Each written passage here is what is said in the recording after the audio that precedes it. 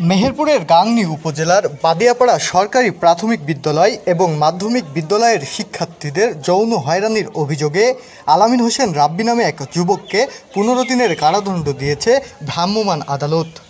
আজ 20 মে মঙ্গলবার গাংনীর বাদিয়াপাড়া সরকারি প্রাথমিক বিদ্যালয় প্রাঙ্গণে ওই বিদ্যালয়ের ছাত্রী, বিদ্যালয়ের শিক্ষক এবং স্থানীয় মানুষ ও অভিভাবকদের অভিযোগের ভিত্তিতে গাংনী উপজেলার সহকারী কমিশনার ভূমি মোহাম্মদ সাদ্দাম হোসেন অভিযান পরিচালনা করেন এবং তাকে কারাদণ্ড দেন।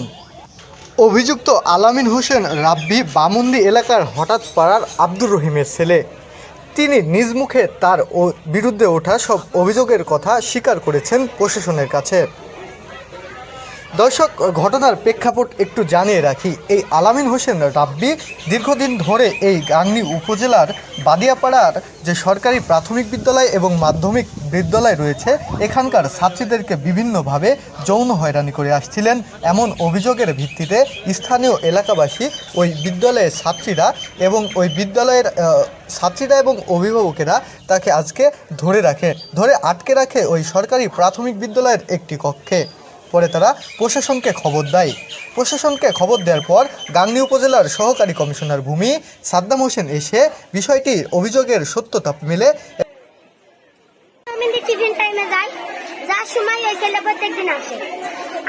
আসার সময় প্রত্যেকবার আমাদের বলে যে এইসব মারলি 10 টাকা দেবো, প্রত্যেকদিন যদি করো তাহলে 10 টাকা দেবো, ওইসব বলে।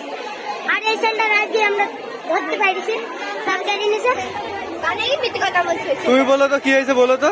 আমাদের টিফিনে টাইম শেষ হয়ে গেছে বলে এদিকে আমরা প্রতিদিন রাস্তায় আসি, জানি এদিকে আইসি আমি, ফাতেমা আর 7 শুভ। আমরা 3 জন আসছি। সেটা মোটর সাইকেলের উপর বের করে রাখিছে।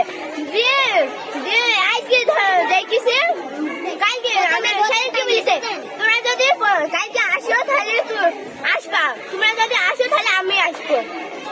আর আজকে এটা বাদিয়াপাড়া সরকারি প্রাথমিক বিদ্যালয়। হ্যাঁ, সেটা আজকে ধরেছে, তাহলে মিথ্যা কথা বলছে।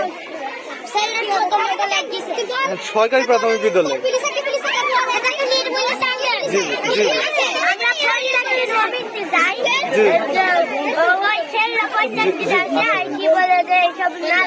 বয়স বেশি না তো, 18-19 বছর বয়স হয়েছে।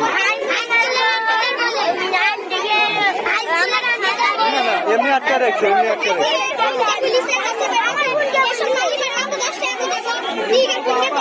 আচ্ছা আচ্ছা, ঠিক আছে।